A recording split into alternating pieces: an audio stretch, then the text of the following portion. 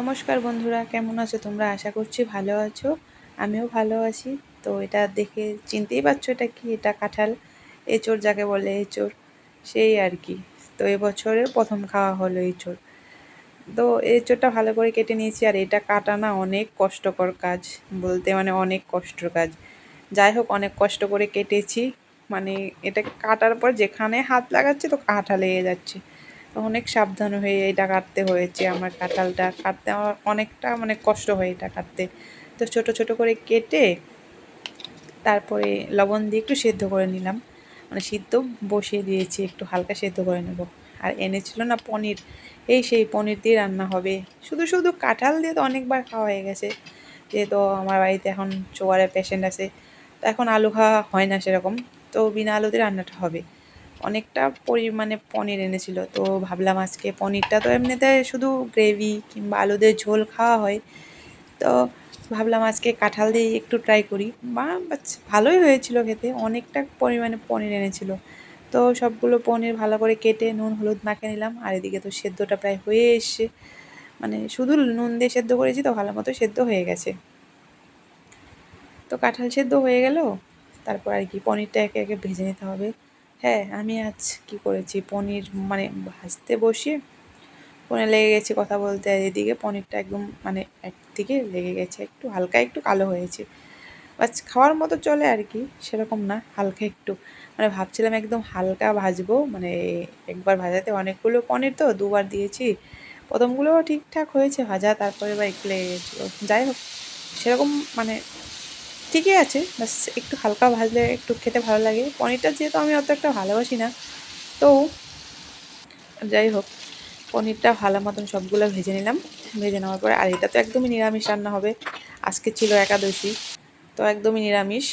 তো নিরামিষ দিনে এরকম পনির রেসিপি, পনিরটাও শুধু শুধু রান্না করতে হবে বলেই আজকে নিরামিষ করেই রান্না হলো এটা।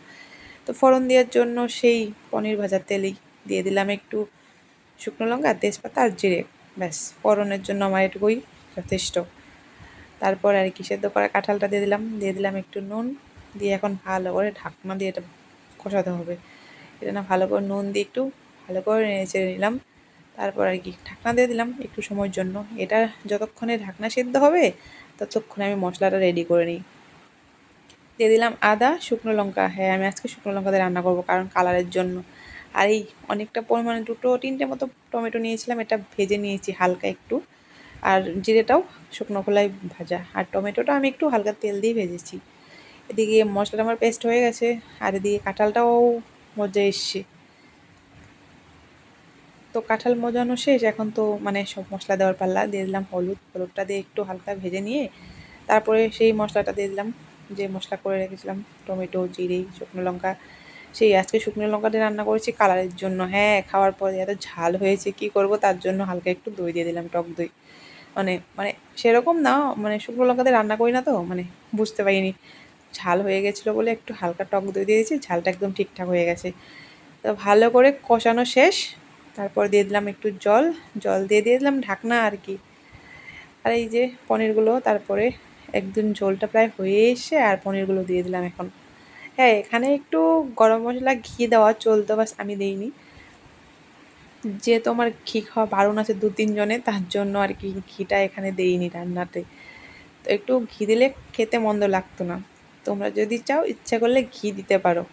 আর এদিকে দেখো না, ঝোলটা কি সুন্দর টক বক করে ফুটছে। মানে কি সুন্দর হয়েছে না কালারটা, কি বলবো তোমাদেরকে। হ্যাঁ, গ্যাস অফ করে রেখে দিয়েছিলাম ঢাকনা দিয়ে একটু টাইমের জন্য। হয় এদিকে দেখো কি শুকনো শুকনো হয়েছে না একদম, মানে মানে খেতে তো খুব দারুণ হয়েছিল।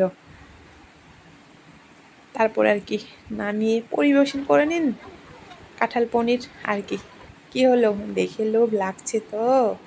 এত টেস্টি হয়েছিল কি বলবো, তোমরা যদি নিজে না বানিয়ে খাও বুঝতে পারবে না। আর দেখে তো লোভনীয় মনেই হচ্ছে, তাই না? যাই হোক, তোমাদের যদি ভালো লাগে একবার অবশ্যই বানিয়ে খাবে।